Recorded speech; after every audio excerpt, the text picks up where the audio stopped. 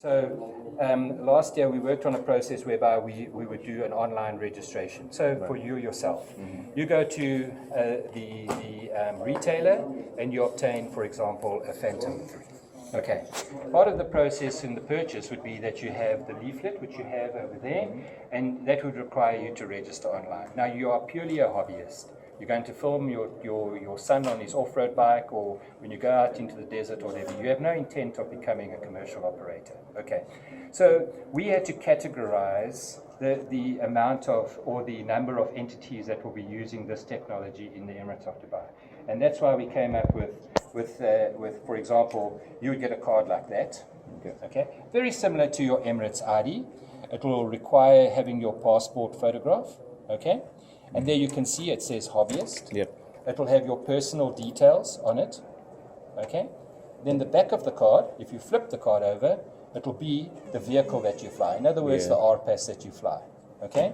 And it will have the date that we've issued the card and an expiry date. Right. Okay. You'll be required to carry that on you. So when Mr. Khalid mentioned about the cooperation with the police, if you're flying your RPAS out in the desert and the police come past there, okay, and you identify the fact that you are registered with the civil aviation and that is my registration card, you will not have a problem. The same with what we call the government entities. Okay. You can imagine the government, RTA, Dubai Municipality are using this technology for a number of entities. Okay, there's the commercial one, the same, identified by the red line.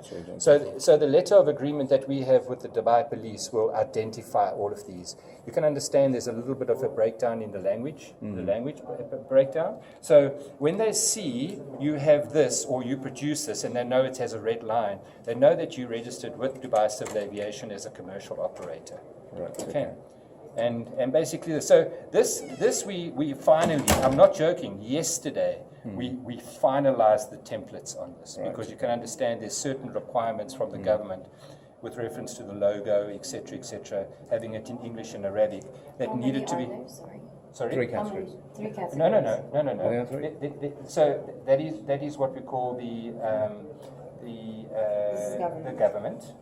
This will be a commercial. So in other words, you're deriving an income from your RPAS operations. That is your temporary, the guy that flies in from overseas to come and do a special event just for you, and he goes back home. Okay?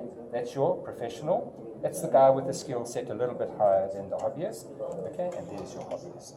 And do you think the hobbyists will actually abide by this? Yes. The amount of general inquiries that we've had is absolutely phenomenal. You cannot believe how many inquiries we have.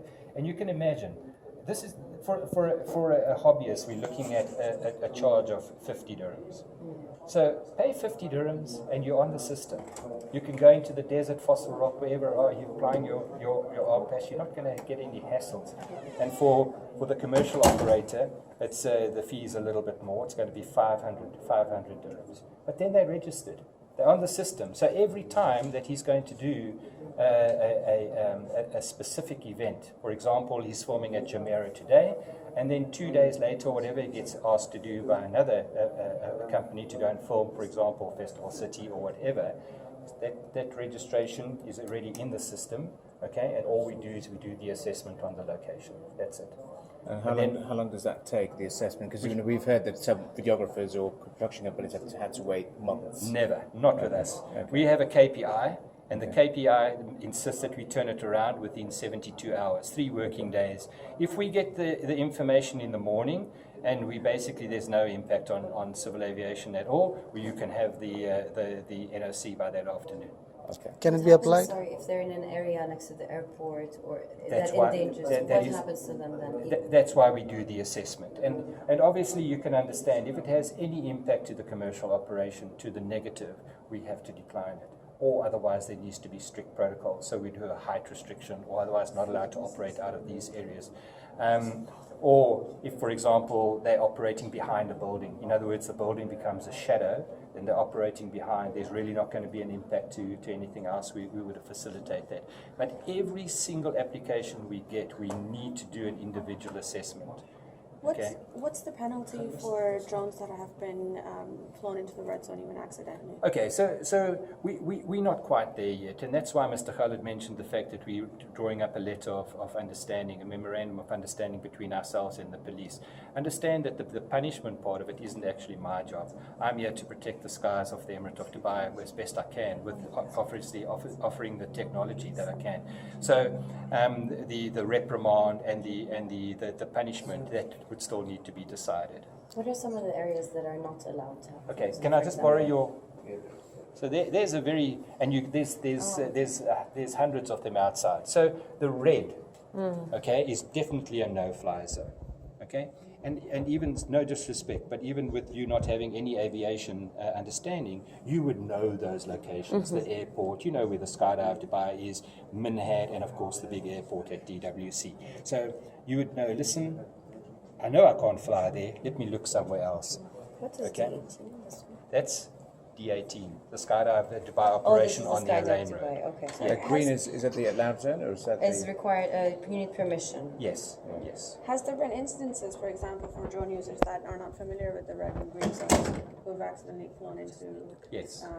undesired areas? Yes, and all of this that you see now, the cards, the portal that we're developing, comes about from last year. I don't know if you recall last year, February of last year, we had a drone incursion for one day that caused us to close the airspace for 55 minutes. So you can do a simple calculation at $1 million US dollars per minute. That's what it costs the economy of Dubai. We can't afford to have that again, and that's why we started with the process of registration. This is informative. If you read it, okay, very simple English. Very simple English. You know, even a young kid will be able to sit down and read this and know, let me check my drone before I start it up. Is the battery charged? Am I going to bump into a car? Am I close to a building, etc., etc.? Was that the only incident last year? No, that was the big one.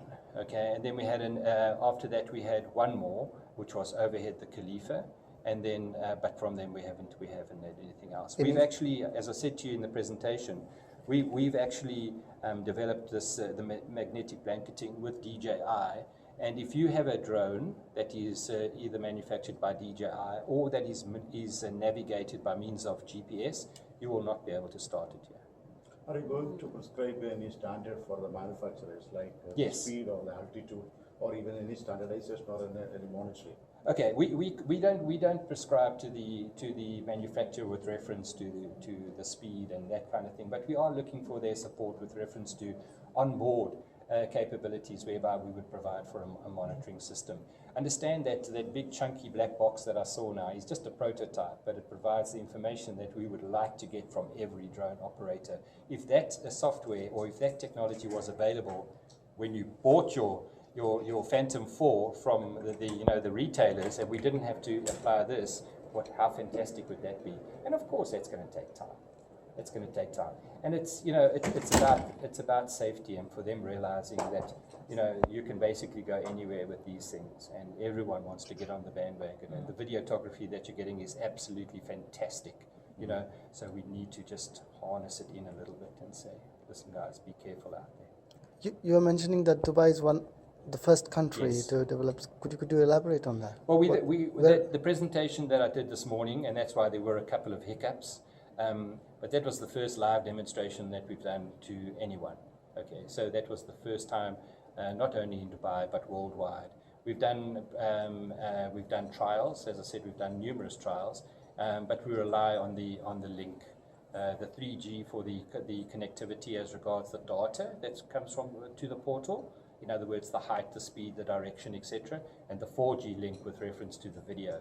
So you can understand, some days you go to a facility and you've got good connectivity, and sometimes, today you can imagine everyone's got their Wi-Fi on, so the connectivity wasn't that good today.